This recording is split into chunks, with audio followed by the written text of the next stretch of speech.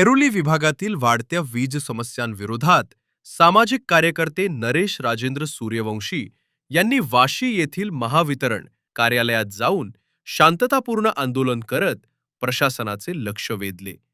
विशेष म्हणजे या आंदोलनादरम्यान सूर्यवंशी यांनी भारतीय संविधानाची प्रत हातात घेतली होती आणि कार्यालयासमोर जमिनीवर बसून त्यांनी नागरिकांच्या समस्या मांडल्या। ऐरोली विभागातील वीज पुरवठा व्यवस्थेतील गंभीर त्रुटी, वारंवार खंडित होणारा वीज पुरवठा, अनधिकृत वीज जोडण्या, अपुरा कर्मचारी वर्ग, नवीन ट्रान्सफॉर्मर बसवण्यात होणारा विलंब तसेच काही अधिकाऱ्यांच्या कथित निष्काळजीपणाविरोधात त्यांनी हे आंदोलन केल्याचं सांगितले। या आंदोलनात विशाल जानकर, शिवा वाघमारे आणि दीपेश लोखंडे यांनीही सक्रिय सहभाग नोंदवला। आंदोलनानंतर नरेश सूर्यवंशी यांनी वाशी येथील महावितरण कार्यालयातील अधीक्षक अभियंता दीपक पाटील यांची भेट घेत त्यांना सविस्तर निवेदन सादर केले।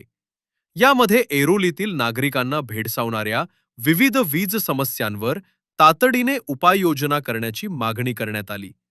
प्रसारमाध्यमांशी बोलताना नरेश सूर्यवंशी यांनी सांगितले की ऐरोलीतील वीज समस्यांबाबत अधीक्षक अभियंता दीपक पाटील यांची भेट घेऊन निवेदन देण्यात आले आहे।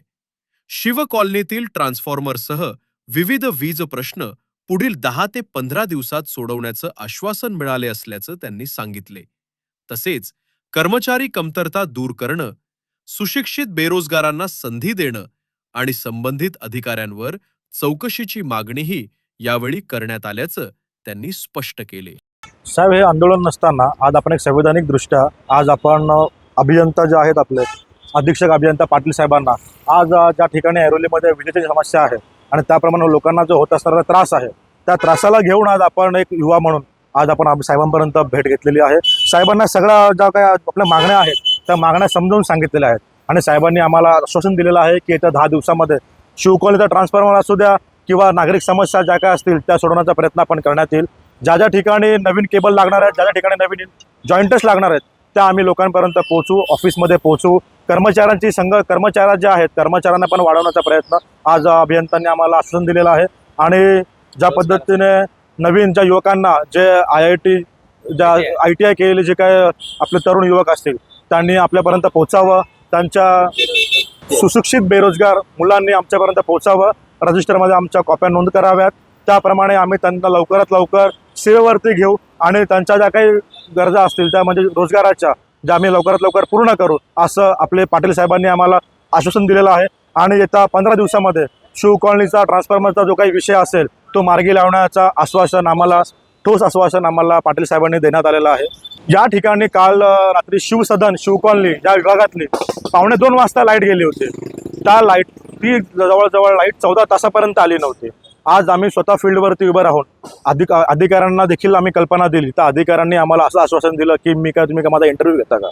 म्हणजे अधिकाऱ्यांची ही भाषा ही कुठेतरी लाजिरवाणी आहे आणि आमच्या तरुणांसाठी आणि तिथल्या नागरिकांसाठी शोकांतिका आहे। त्याचप्रमाणे त्या अधिकाऱ्यांना आम्ही ज्या काय आता निवेदन दिलेलं आहे त्या अधिकाऱ्यावरती चौकशी व्हावी व त्याबद्दल लवकरात लवकर त्यांचे निलंबन व्हावं ही आमची प्रमुख मागणी आहे।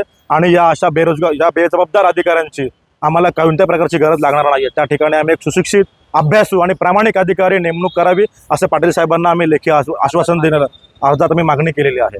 सर, असं आता संविधानिक दृष्ट्या जे आपलं काम आहे, आज जे आपले अधिकारी असतील संविधानाच्या चौकटीवरती काम करत आहेत आणि जे संविधानाची चौकट जर कुठेतरी आज जर बाहेर पडत असेल म्हणजे संविधानाच्या व्यतिरिक्त जर काही कामं होत असतील तर आज तरुण म्हणून आणि आज आम्ही नागरिक म्हणून दाद मागायची कुणाकडे। आज हे देशाचं संविधान डॉक्टर बाबासाहेब आंबेडकरांनी 1947 रोजी आपल्या देशाला सुपूर्द केलं आहे।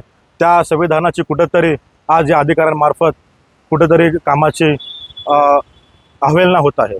त्याचमुळे आज आम्ही संविधान घेऊन आज आम्ही अभियंत्यांना शांततेच्या मार्गाने निवेदन दिलं आहे आणि नागरिकांच्या समस्या त्यांना जाणून घेण्यासाठी पुन्हा एकदा आवाहन केलं आहे आणि त्या आव्हानाला डॉक्टर पाटील साहेबांनी आम्हाला 15 दिवसामध्ये लवकरात लवकर ज्या काही गोष्टी त्रुटी ऐरोली विभागासाठी राहिल्या आहेत त्या आम्ही लवकरात लवकर पूर्ण करू असं आश्वासन देण्यात आलेलं आहे।